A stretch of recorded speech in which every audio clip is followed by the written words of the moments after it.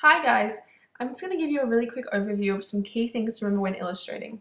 So here I've done a rough outline of the head shape and I'm now moving on to the hair. The key thing to remember with hair is that each line has to start from the head, like your own hair. Each strand doesn't start in a different place. Make sure it looks fluid and so that all the hair looks more realistic. Don't forget with the neck to make a little indent. When drawing a woman, think of an hourglass or Google a girl and learn the shapes.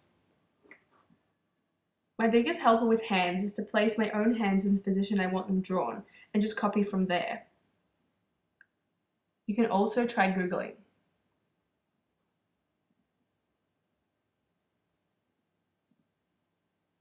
When drawing the legs, think of two long cylinders with the tennis ball in the middle. The tennis ball is where the other cylinder can rotate. Feet are what I find the hardest. Again, I would look them up on Google and practice. Practice and practice and practice.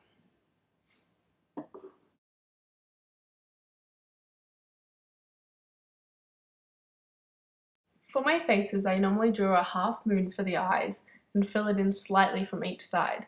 Then, whatever makeup they're doing, I normally just add that.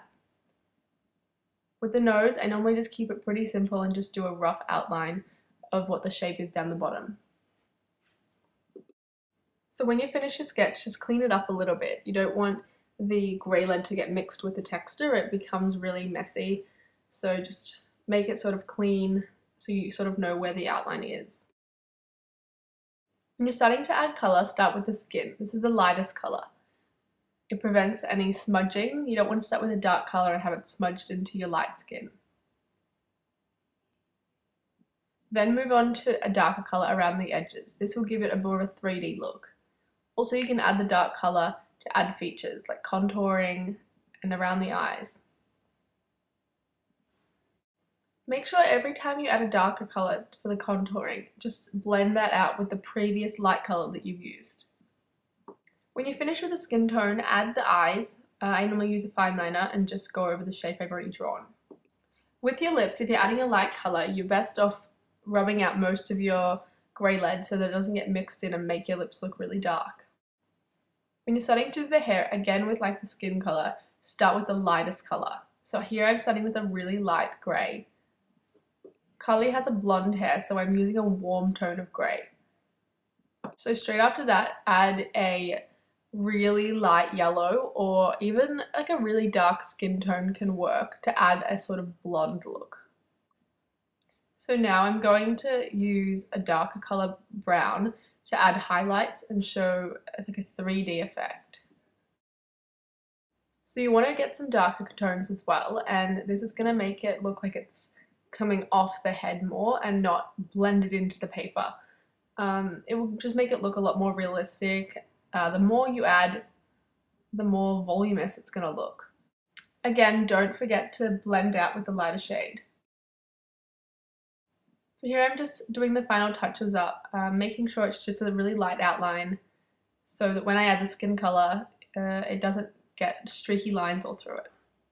Again, here we're starting with the light colours and we're moving into the dark around the edges again to give it that 3D look and bring it to life. Sometimes I use 3 or 4 different skin tones just to give it that look. With the clothing, I normally just drawing an outfit that someone's wearing, so I just copy the shapes and put them on the body.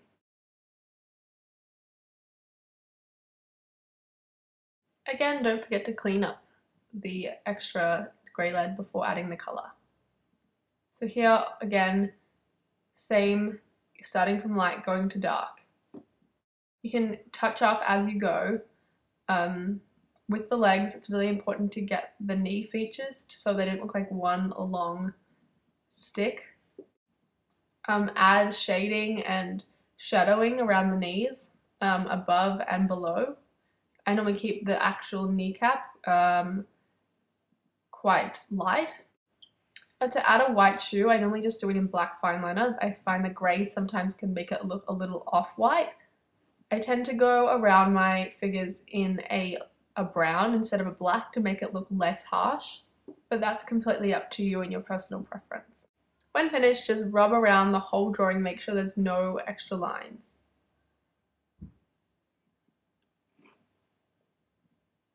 And there's the finished product.